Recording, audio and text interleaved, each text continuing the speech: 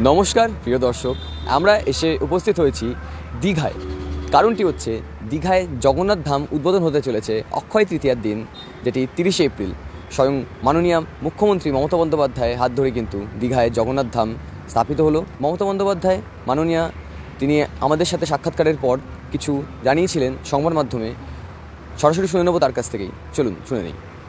International place of tourism হয়েছে। Of course, it's a pride of Bengal and pride of country also.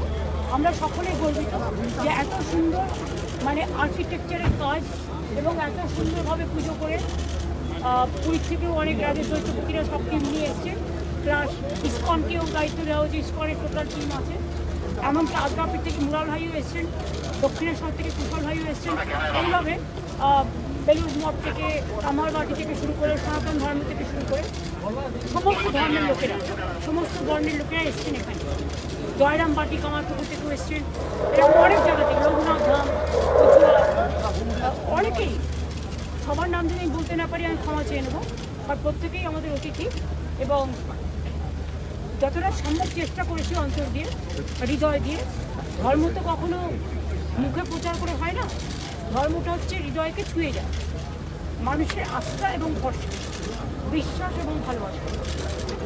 আজকে যখন পূর্ণ এটা হলো, তখন আমাদের পুরোহিতরা জিজ্ঞেস করছিলেন মা আমার গোত্র জানে। আমরা আমার গোত্রে আমি পুজো করি, আমি পুজো করি সবার জন্য। মা মাটি মানুষ গোত্রে, এটা আমার চিরকালের অভ্যাস। তাই সব মা মাটি মানুষ ভালো থাকলে আমি ভালো থাকি, তাই সবার হয়ে এটাকে অর্পণ করা হলো। আপনাদেরও অনেক ধন্যবাদ। দিদি, কালকে বেলা 2:30 থেকে প্রোগ্রাম শুরু হবে এবং 3টের সময় দ্বার উদ্ঘাটন হবে। দ্বার উদ্ঘাটনের প্রোগ্রাম কমপ্লিট হয়ে যাওয়ার পর থেকে পাবলিকের জন্য খুলে দেওয়া হবে। এখানে রূপঙ্কর এসছে, নচিকেতা এসছে, অদিতি এসছে, তারপরে ওদিকে রীনা গাঙ্গুলি এসছে, জিৎ গাঙ্গুলি এসছে, ওদিকে রচনা দেব আসছে, রচনা জুন থেকে শুরু করে ওরা সবাই এসছে, সায়ন্তিকা, আরও অনেকে আমি দেখলাম, দেবলীনা, অনেকেই এসছে। ক্যামেরায় অভিষেক পাল, সাথে বিক্রমাদিত্য রায়চৌধুরী, বঙ্গপ্রিয় আপডেটস, দীঘা।